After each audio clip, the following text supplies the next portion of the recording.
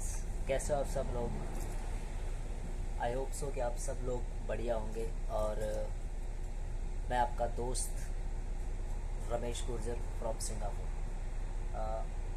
काफ़ी दिन हो गए हैं वीडियो बनाया नहीं मैंने। आज कॉलेज से घर जा रहा हूँ, शायद डायरेक्ट कॉलेज से भी गुरुद्वारे जाऊँगा, वहाँ से लंगर लेके फिर घर जाऊँगा। तो सोचा, बस में बैठा हूँ, बस के ऊपर वाले फ्लोर में बैठा हूँ जहाँ पे कोई डिस्टर्ब नहीं करने वाला है। सोचा एक छोटा सा वीडियो और शेयर कर दे, काफ़ी दिन हो गए वीडियो नहीं बनाया। तो आज मैं सिंगापुर के एक जनरल इन्फॉर्मेशन के बारे में बताऊंगा। जो सिंगापुर के जो क्रिटिकल सिचुएशन आप सोशल मीडिया पर देख रहे हैं, उनको मैं थोड़ा सा डिफाइन करना चाहूँगा। तो अभी जो सिंगापुर के हालात हैं, वो जिस तरीके से आपको दिखाया गया है मीडिया पे, सोशल मीडिया पे आपको जिस तरीके से डराया गया है कि सिंगापुर के हालात बहुत ख़राब है, सिंगापुर में पढ़ाई करने के लिए आप मत आना, है ना, फंस जाओगे। बहुत सारे बंदे मेरे को क्वेश्चन करते हैं कि भैया कहीं सिंगापुर आके हम फंस तो ना जाएं, कहीं हमारी फ़ीस डूब ना जाए, पैसा ना डूब जाए। तो इतने सारे सवाल लोग कर रहे हैं, उन सब का आंसर मैं इस वीडियो के अंदर आपको करने की कोशिश करूँगा।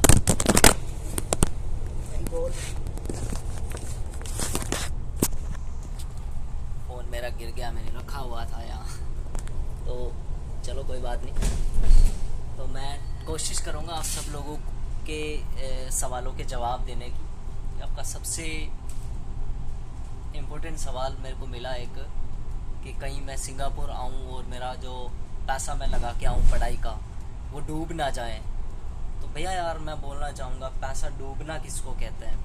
आप स्टडी करने के लिए आ रहे हो यहाँ पे, तो आपको ऐसा तो है नहीं कि आपको स्टडी नहीं मिलेगी। सिंगापुर की स्टडी दुनिया की सबसे अच्छी स्टडी मानी जाती है, बहुत अच्छी स्टडी के लिए जाना जाता है सिंगापुर। तो आप सिंगापुर में स्टडी कर सकते हो, तो आपका पैसा स्टडी के अंदर लगता है कहीं ना कहीं। एंड जहाँ तक मेरा मानना है कि आप जिस मकसद से आप सिंगापुर आना चाहते हो, तो कहीं ना कहीं वो भी यहाँ पे बहुत सारे लोगों का जो सपना होता है, बहुत सारे लोगों के जो टारगेट होते हैं, वो सारे टारगेट पूरे होते हैं एक टाइम के बाद। एक जो सिचुएशन है वो थोड़ी अभी अक्टूबर के अंदर, ज़्यादातर सितंबर अक्टूबर के अंदर थोड़ा सा ऐसा हुआ कि हुआ कुछ नहीं, बस एक सोशल मीडिया पर, वही मैंने लास्ट वीडियो के अंदर बताया कि एक मैं मार्क्स लगा लेता हूँ यहाँ पे।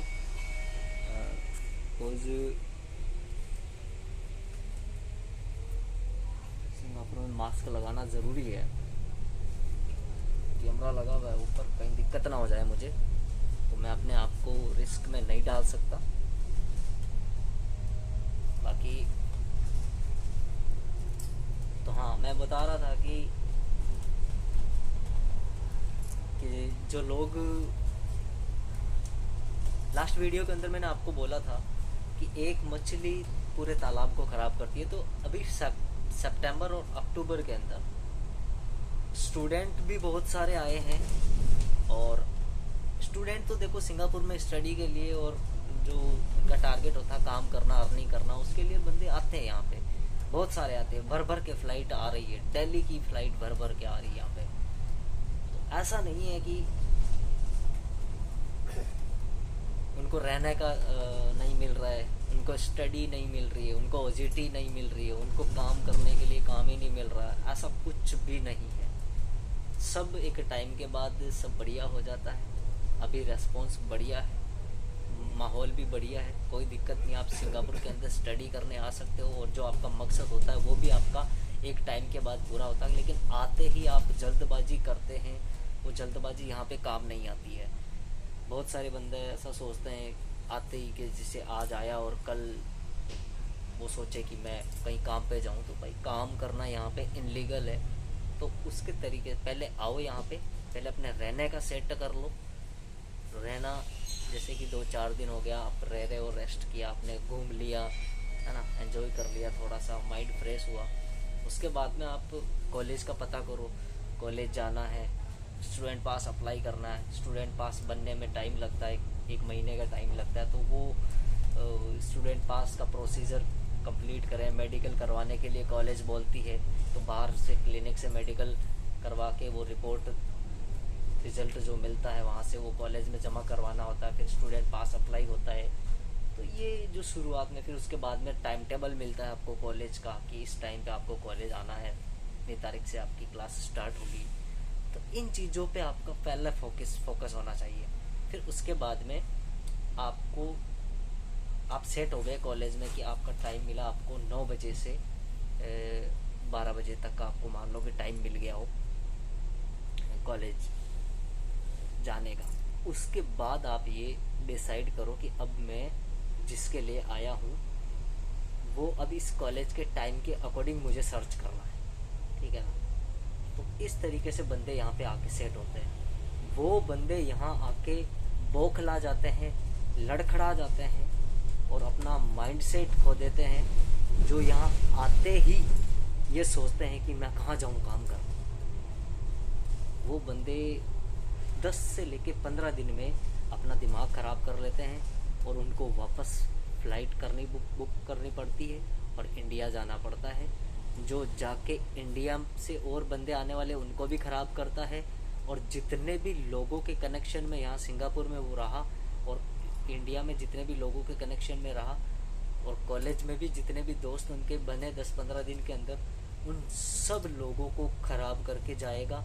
जो जितने भी सारे लोग उनके उसके कनेक्शन में आए, वो सारे लोग सोशल मीडिया पे नेगेटिव रिव्यू डालेंगे, क्योंकि वो एक बहुत बड़ा उनको एग्जाम्पल मिल जाता है।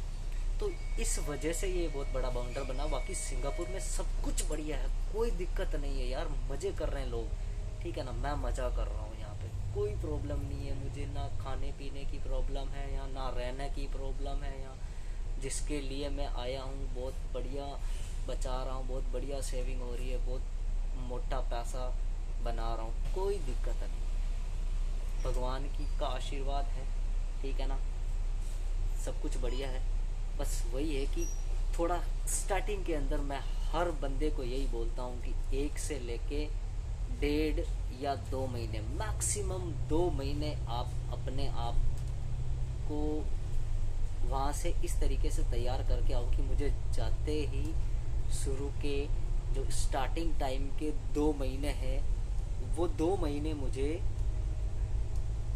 कॉलेज सेट होने में, कॉलेज का टाइम टेबल सेट होने में, स्टूडेंट पास बनवाने में और थोड़ा जाते ही घूमने में, इन सब के अंदर मुझे लगाना। देखो घूमने के लिए मैं आपको जगह बताऊं यार, 10 दिन तक आप आके घूमो यहाँ पे। देखो मैं सिंगापुर दिखाता हूँ आपको, कितना शानदार व्यू है। ये जो मरीना बे है ना, क्या सीन है, तो आप हैरान हो जाओगे, इतना शानदार व्यू। ये देखो, आओ घूमो फिरो मौज करो, ज़िंदगी की लाइफ बहुत अल्टीमेट है सिंगापुर की, ठीक है ना। आप देख रहे हो सिंगापुर का मरीना बे, मैं आपको घुमा देता हूँ थोड़ा सा। तो मैं अभी बस के ऊपर वाले फ्लोर में बैठकर गुरुद्वारे जा रहा हूँ, ठीक है ना। अब देखो यार, ये सब कुछ मेरा वहीं से इंडिया से थोड़ी डिसाइड हुआ कि मैं कॉलेज का मेरा 9 से 12 बजे का टाइम रहेगा, 12 बजे छुट्टी लगी और मैं अब डायरेक्ट थ्रू कॉलेज से बैठा बस में और गुरुद्वारे के सामने बस मेरे को उतार देगी। मैं खाना खाया वहाँ और खाना खा के 5 मिनट का रास्ता मेरे घर जाने का, वहाँ से घर चला जाऊँगा, जाके मैं सोऊंगा 2 घंटे में सोऊंगा। रात को भी सो ही रहा था, 2 घंटे रेस्ट करूँगा, बॉडी को चार्ज करना पड़ता है, ठीक है ना। रेस्ट करूँगा, उसके बाद में वो जो मेरा जो रोज़ वाला फिक्स वाला जहाँ पे मैं लगा हुआ हूँ, ठीक है, वहाँ मैं 4 बजे से रात को 12 बजे तक हाज़िरी भरवानी होती है वहाँ पे जाके। वहाँ पे भी भगवान की दया देखो मेरे ऊपर इतनी हो गई कि मैं कल इंडिया जिम्बाब्वे का मैच था, मैं पूरे दिन मैच ही देख रहा था बैठ के, फ्री था, कोई काम ही नहीं है, ठीक है। कहीं काम मिल भी जाए तो वो पैनिक ना करना होता है इतना कि मेरे को हार्ड मिल गया, मेरे को कैसा मिल गया, मिल जाए बस कैसा, ठीक है ना। और उसके लिए आप अपने आप को थोड़ा सेट करना पड़ेगा, माइंड सेट बना के रखना पड़ेगा, आपको इतना स्ट्रांग बन के रहना पड़ेगा सिंगापुर के अंदर कि आपको अपनी ज़िंदगी के अंदर कभी भी इतना मजबूती से, ऐसी लड़ाई आपने कभी नहीं लड़ी होगी कि लड़ाई कैसी, बस दिमाग से लड़ाई, अपने दिमाग को ख़राब होने से बचाने की लड़ाई। यहाँ के लोग दिमाग ख़राब कर लेते हैं। बस मेरा ये मानना है कि यहाँ आपके माइंड सेट रखो, थोड़ा स्ट्रांग बन के रहो, ठीक है ना।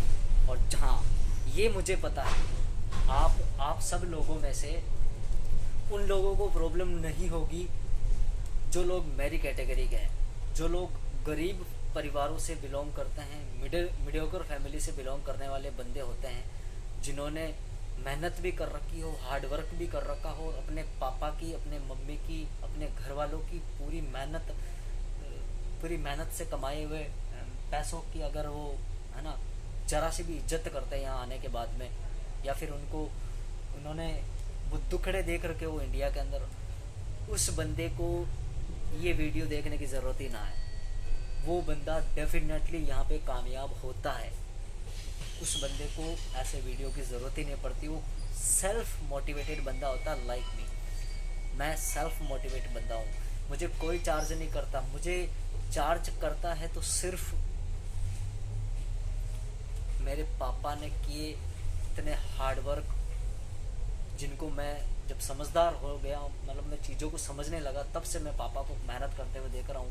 तो वो सारी चीज़ें मेरे लिए एक पावर बैंक का काम करती है, ठीक है ना। मैं उनसे चार्ज रहता हूँ। मेरे घर के अंदर बहुत सारी चीज़ों की, है ना, मैंने देखी है कमी, है ना।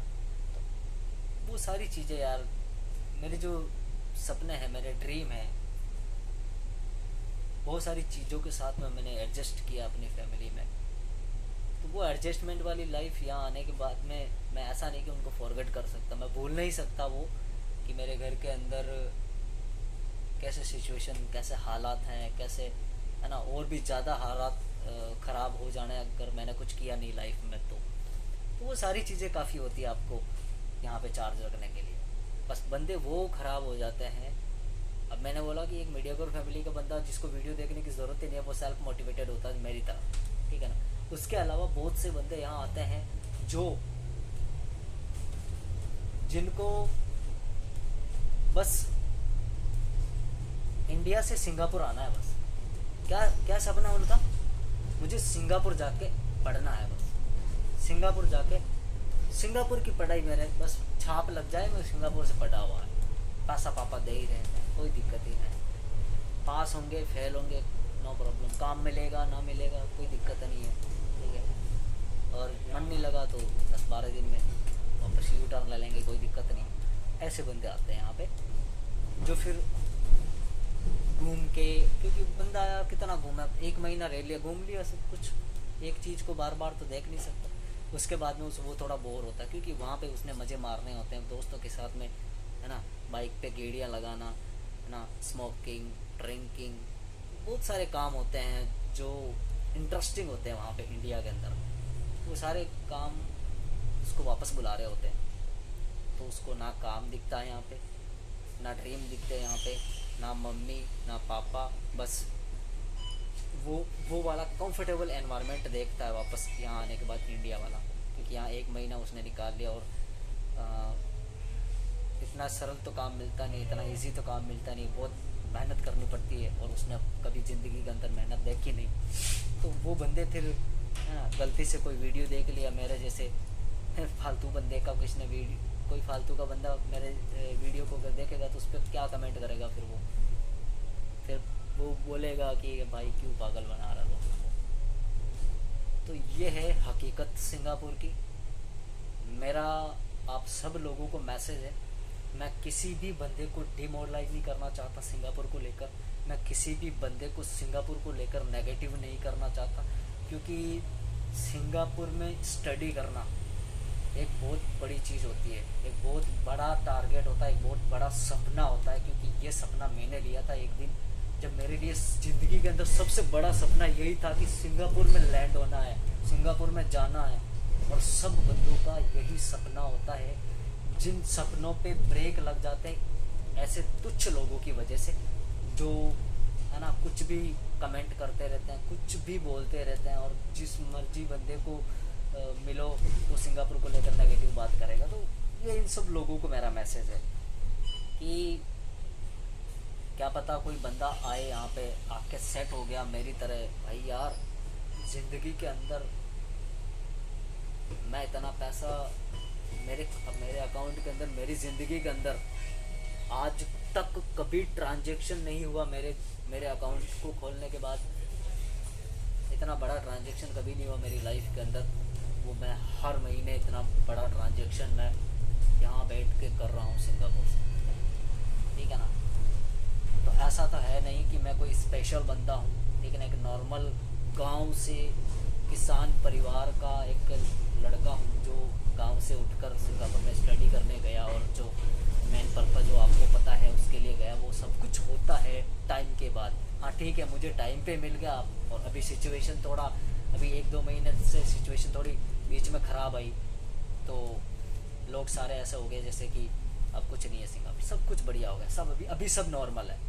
अभी कॉलेज के अंदर मेरे को जितने भी स्टूडेंट मिले हैं, क्योंकि मैं कॉलेज में जाती हूँ, मुझे पहचान जाते हैं लोग और मिलते हैं, बोलते हैं कि भैया कैसे हो, कितना टाइम हो गया, काम कैसा चल रहा है, बढ़िया चल रहा। तो मेरा वापस उनसे भी कुछ सवाल होता है। अभी आज 2-4 बंदे, मैं वीडियो बनाने का मूड इसीलिए किया मेरा आज, क्योंकि अभी 2-4 बंदे मेरे को मिले, तो मैं जिस भी बंदे से मिलता हूँ मेरे को यही पूछना होता है कि भाई हो गया सेट हो गया, होने का मतलब वो समझ जाता है कि हाँ वो है ना।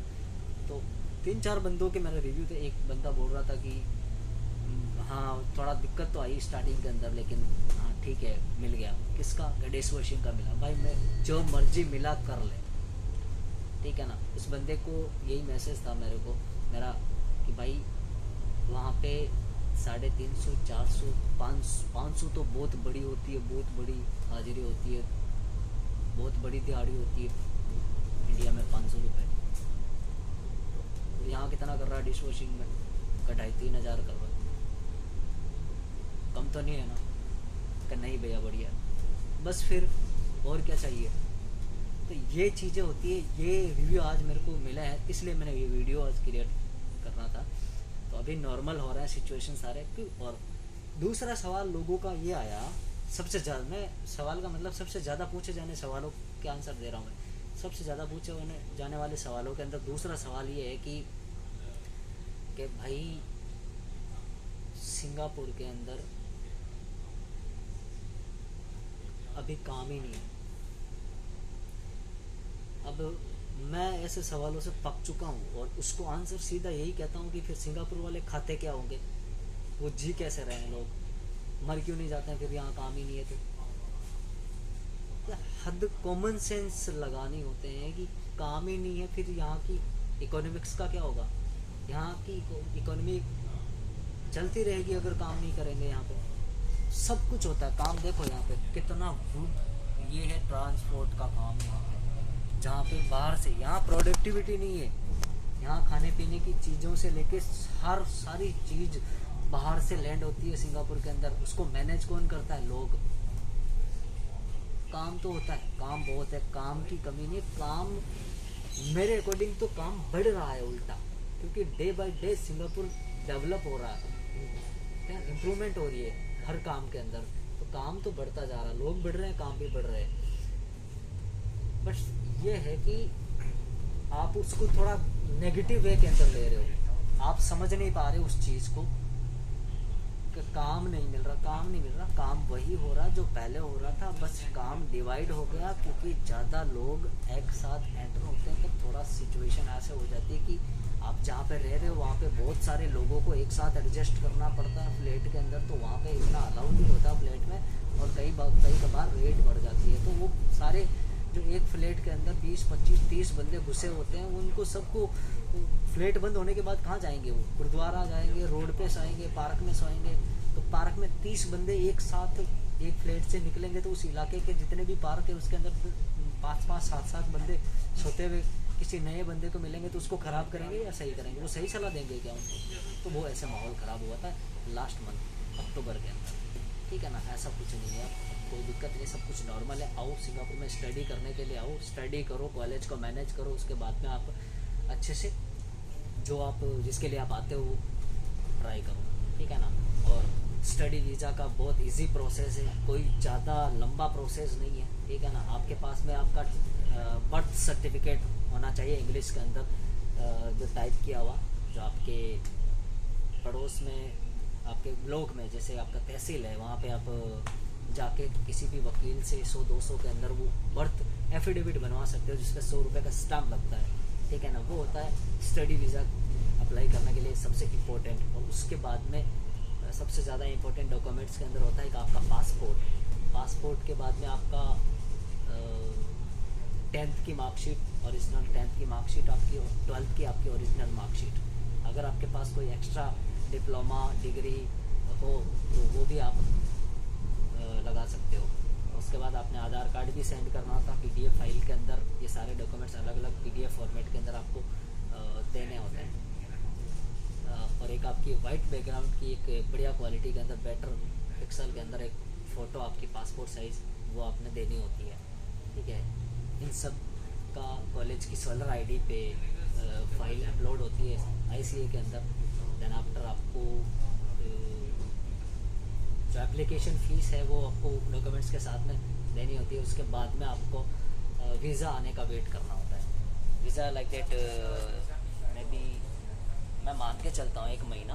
अभी थोड़ा टाइम ज़्यादा लग रहा है क्योंकि बहुत ज़्यादा फाइल्स एक साथ लग रही है और थोड़ा इन्वेस्टिगेशन ज़्यादा चल रहा है क्योंकि भीड़ है सिंगापुर में, तो टाइम लग रहा है थोड़ा वीज़ा आने में। अभी 1 से लेकर 1.5 महीने का टाइम लग रहा है। कभी कभार बहुत सी फाइल ऐसी जिनको मैंने देखा है 50 दिन भी ले लेती है, ठीक है ना। 40 से लेकर 50 दिन का टाइम भी बहुत सी फाइल में लग जाता है। कभी कभार मेरे एक तो फाइल 25 दिन और एक 27 दिन और एक 45 दिन, एक 52, है ना। एक कभी कभार 1 महीने के अंदर आ जाती है, कभी ज़्यादा टाइम लग जाता है। तो ये आपका प्रोसीजर है स्टडी वीज़ा का। किसी ने भी स्टडी वीज़ा के रिगार्डिंग इन्फॉर्मेशन लेने तो मेरा जो इंस्टाग्राम का पेज है वो आप फॉलो कर सकते हैं, ठीक है ना। THEROCK.347 the rock. मैं डिस्क्रिप्शन के अंदर डाल दूंगा ये इंस्टाग्राम, आप आके वहाँ पे सर्च करके फॉलो कर सकते हो मुझे और मैसेज कर सकते हो। किसी ने भी स्टडी डलवानी हो यहाँ पे बढ़िया बहुत शानदार कॉलेज के अंदर आपका एडमिशन मैं करवा दूंगा, ठीक है ना। डायरेक्ट कॉलेज में admission, no agent fees, only college fees, okay. और बाकी गुरुद्वारा आ गया तो मैं अब उतर जाऊँ, मैं ऊपर वाले फ्लोर में, नीचे जाना पड़ेगा मुझे।